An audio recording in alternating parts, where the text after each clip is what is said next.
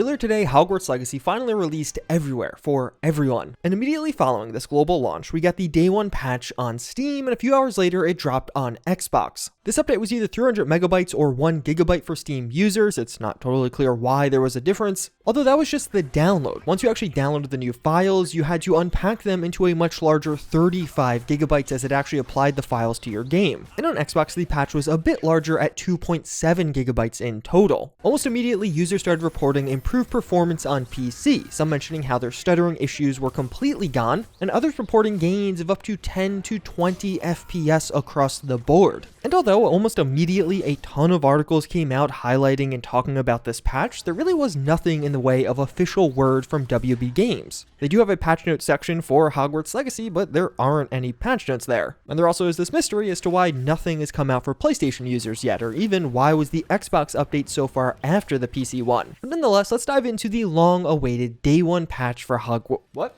Wait, you mean this isn't the day one?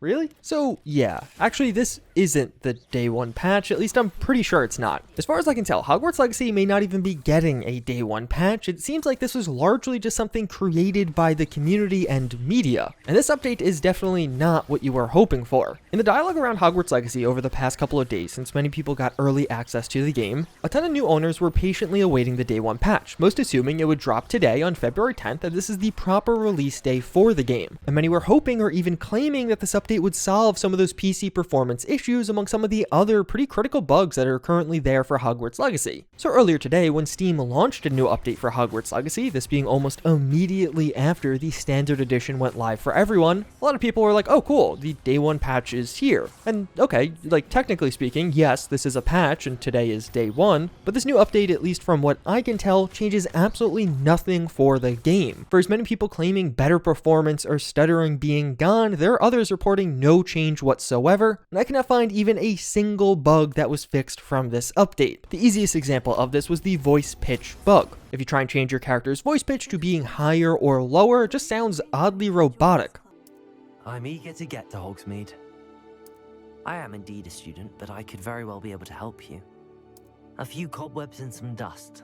Nothing to be concerned about. A lot of people assumed this would be addressed with the day one update because it's such an obvious and forward-facing bug, but no, it's still there on both Xbox and PC. And even further, those PC stuttering issues are definitely still here. Although initially there seemed to be some kind of placebo effect, right after the patch drop, people were reporting better performance and less stuttering, or even no stuttering in some cases. Since then, there have now been hundreds of reports saying that no, this actually isn't the case, and the stuttering is still there because nothing has actually changed. And since starting to write this video, it's actually gotten a little bit worse than that, as there are now a variety of reports of people crashing when trying to launch the game. But okay, so not a proper day one patch, or at least not what you were hoping for, but what did you just download? Well, not much. Based on the download size alone, this patch is incredibly small. And most of the speculation right now is this could have been some kind of DLC unlock for the game on launch day, or even just kind of verifying and unlocking some of the other files for Hogwarts Legacy. Reportedly, that has been a thing with past Steam game releases. As to why everyone had to download this, that isn't really clear, but again, as far as I can tell, and I did look quite extensively, there is no demonstrable difference from the actual game as far as performance or bugginess with this update. And even further, a day one patch may not even be a thing at all. The only official source around Hogwarts Legacy I could find talking about a day one patch is the FAQ, which says those who purchase a physical copy of Hogwarts Legacy will be required to connect to the internet to install a day one patch. Those who purchase the game digitally will receive the patch with the initial download. Which, to me, honestly, reading that, based on how it says with the initial download, it sounds like you already downloaded the day one patch. Which does actually start to make a bit of sense, because we did see some reports that even after you preloaded Hogwarts Legacy on Xbox, the game actually got an update. So you download the whole game with the preload, but then had to update the game even further, and some of the reviewers of the game mentioned how they got a patch halfway through they were doing their reviews. So I'm guessing that was the day one patch. I think the day one patch was probably there even for the deluxe edition early access on Monday. But it also is just hard to verify. Outside of this one FAQ mention of a day one patch for physical edition owners only, I cannot find a single other instance where a dev from WB Games or Avalanche mentions a day one patch. Basically all of the claims I could find about this are from random websites with no source, or just fans perpetuating this in the community. So maybe things will change. Maybe this is just the single most inconsequential day one patch ever, but even on the WB Games own website, there are no official patch notes. Although now that we do have the full release of Hogwarts Legacy, we can start to see that this game is doing absolutely insane numbers. Fan reviews are now open on most critic-based websites and Steam, and the reviews are overwhelmingly positive, even despite this boycott. And I do imagine quite a few of the positive reviews Hogwarts Legacy is receiving is actually because of the boycott. As of right now, the game has over 11,000 reviews on Steam, and they are 95% positive. I think this number is going to change because it is literally climbing by the minute. And yeah, as you could see, when I wrote the script, it had 11,000 positive reviews. Now as I'm recording the audio, it has over 13,000. Let's see how many more it has as I actually go to edit the video and take the picture of the reviews. But even despite the fact that this game is getting ridiculously positive reviews across the board, what I think is far more important is the player count. At the time of recording, Hogwarts Legacy peaked just under 700,000 players on Steam, which means this game is almost certainly going to break some more records. If you didn't see, just yesterday it broke the Twitch viewership record, but I think there's a very good chance that tomorrow on the weekend, as many people have free time to actually play this game, we will see it pass Cyberpunk's peak of 830,000. I think there's a really good chance we see it pass 1 million players on Steam as the weekend rolls in. But even still, seeing 700,000 concurrent players in the middle of a workday in the United States is a pretty massive number. As of right now, Hogwarts Legacy is shaping up to be not only a massive critical success, but also a huge financial success based on these player counts alone. But not everyone is happy, as we've also started to see some of the outlets who did not get a review code publish reviews on Hogwarts Legacy. And the most notable of these at this time is the Wired review. The Wired review gave Hogwarts Legacy a 1 out of 10, describing dated gameplay, bad graphics, characters unfaithful to the lore, and an overall lack of heart with this game. Although to me, I kind of feel like this review is just bait to get a bunch of clicks for Wired. I mean, it literally starts the review with, "Yikes, y'all. I don't even smoke, and I feel like I need a cigarette before I get this thing started." I'm not going to spend any more time covering this review. If you're interested in reading it for yourself, I'll have 2 links down below. One that's a direct link just to the article on the Wired website, an alternate link that's going to be using the Wayback Machine, and if you use that link, they're not going to get any ad revenue from your click. But hey, you could still like this video if you want to. I know though that Wired review has been getting a ton of attention because of course, negativity sells in this case. Some other reviews have been posted since, some of these other outlets that didn't get day 1 review codes, and the overall scores for Hogwarts Legacy have definitely fell down a few points, which is expected. And to be clear, there really isn't a media review bomb happening here. Even the worst reviews are still largely fair and largely positive from what I could tell. And especially for PC players, a lot of these criticisms are definitely justified. I think in many ways, the overarching game boycott and the controversy surrounding the game has taken attention away from some of the performance issues and other genuine bugs that are just getting far less coverage than I think they deserve for Hogwarts Legacy. There are a bunch of performance issues for PC players. Stuttering in particular is a big one. Sometimes this is around cutscenes, and there's even crashing around cutscenes for PC players, but also just stuttering in general as you try and play the game. It seems like this is right now largely for Nvidia users, but it's not completely Nvidia users. Some AMD reports are coming through also. And performance overall on PC can just be rough at points. Lots of users reporting brutal FPS in Hogsmeade to the point where it's almost unplayable. And there are even bugs around the fast travel system where some people quite literally can't use the fast travel system, as well as other more significant progress destroying bugs. One viewer of mine sent me a video of them just being stuck. Like they literally just can't move anymore, and even after trying to restart the game, they don't get unstuck. Perhaps one of the most frustrating versions of a progress bug because you are literally in game, you just can't go anywhere. But what is perhaps even a bit worse are some people on PC are just straight up losing their save games for Hogwarts Legacy. It seems like the way this bug works is after you're exiting the game, you go back in to try and load your save and it's just gone. It's not even like you had an error or anything, you just load back into the game to find, oh yeah, there's just no more save game there. Fortunately, if you are having this issue, there is a fix, not from Avalanche, but a fan workaround. I'll have a link to this post down below if you're interested, but just note, if you start a new save game and start overwriting your autosaves, you can lose your progress permanently, so don't do that. But then there also is a bit of an odd situation with the modding scene that's starting to pop up. As I covered in yesterday's video, we got the first Thomas the Tank Engine mod, because of course we did, but then since then we've also started to see some more sexualized mods. A clothing mod that accentuates a certain aspect of our character character. So now I'm not showing this mod or even linking to it, because although in many modding communities mods like this are abundantly common, there is a pretty big issue with Hogwarts Legacy, and that is you're playing a kid. The character is a teenager who is going to school. So some of the lewd mods that have become commonplace with other RPGs do feel particularly inappropriate and definitely out of place with Hogwarts Legacy, and I think this is going to be an evolving situation. I wouldn't be shocked if a couple of people push this way too far and it ends up getting this category of mods banned altogether. Although it's also not really hard to find, the second most popular mod currently available for Hogwarts Legacy is a mod in this category. That's your update on Hogwarts Legacy though. If you do want to get up to date with some of the other mods that are available right now, you can click on this video. Otherwise, I thank you all again for watching, and I hope to see you all next time.